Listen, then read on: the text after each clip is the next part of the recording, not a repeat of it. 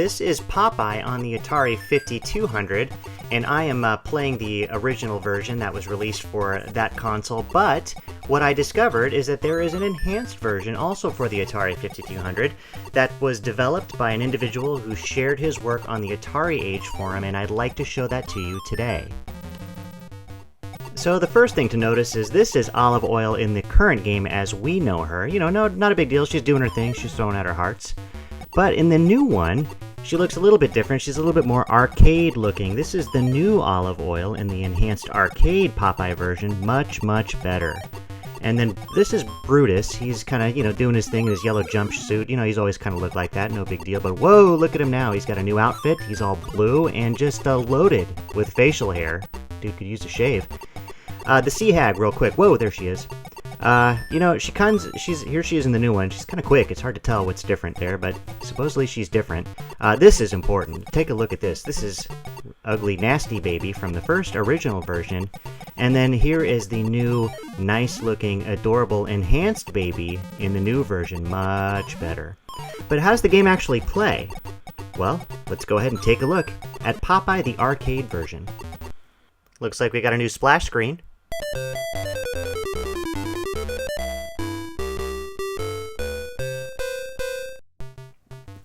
Okay, and Popeye begins. So, you obviously, if you've played this before, this is going to look pretty familiar to you. The difference, of course, being that we've got some new sprites here on the screen. That's for the most part, that's what's blatantly obvious.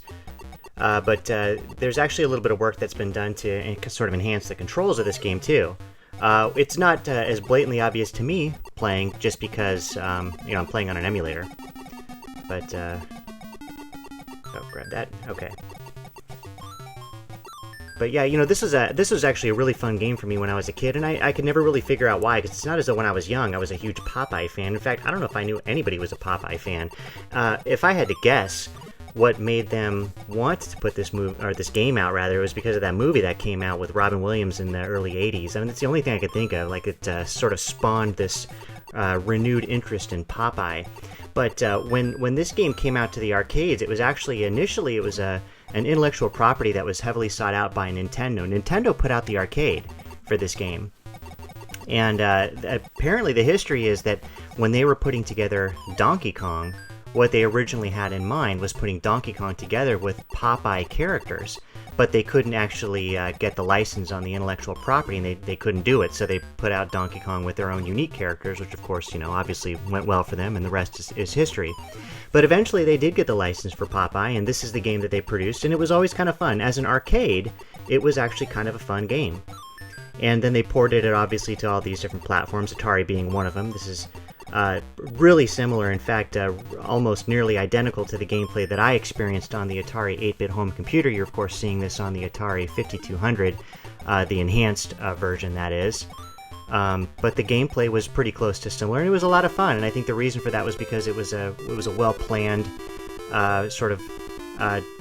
it was a well-planned arcade that was put out by Nintendo, and it's actually pretty similar to Donkey Kong if you think about it. You've got... It's not a platformer, and that's not a side-scroller. It's like Donkey Kong. You've got rooms, and you have to clear the rooms and meet the objective before you can move on. And I think they did a pretty good job. 3 rooms altogether to get through in this particular game. I'm on the first one. I'm right about to complete it. I remember when I first played this game, I thought it was really, really tough. And I haven't actually played it in a number of years, but I seem to be managing to get through it okay.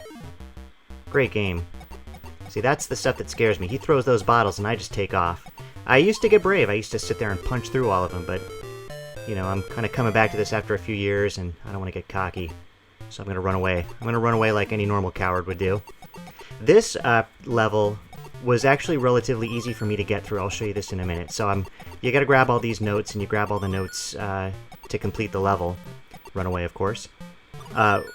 One of the things that I used to see how he slides over that gap?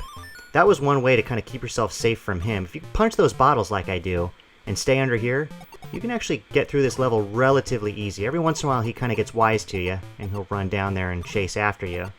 But for the most part, if you can just kind of stay around this gap, he can't reach down and grab you as he's sliding over it. See, he's got some sort of mystical power that allows him to slide over that spot. But if you can stay over that, then you're usually pretty safe from him for the most part, and then all you have to do is worry about the sea hag coming out and throwing that bottle at you every once in a while. So where is he? There he is. Jump back up here, and there we go. Yeah, this was, when I finally ended up getting to this level, I was actually pretty surprised at how simple it was. Pretty simple. I'll stay here like a coward. Can't get me as he slides over there. Jump up here.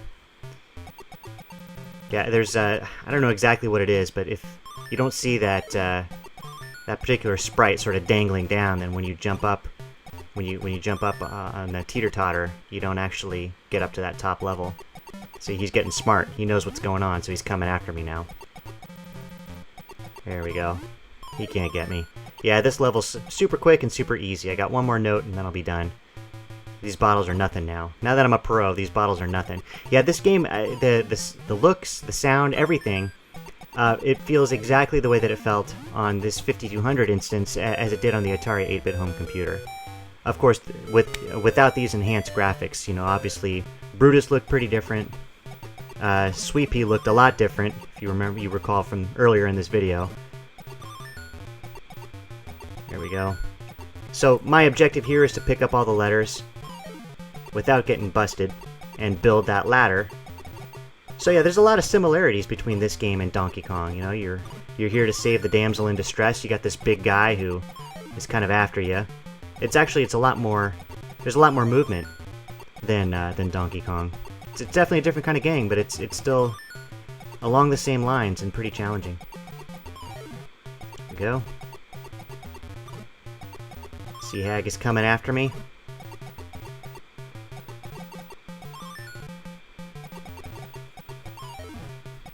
Oh, getting crazy.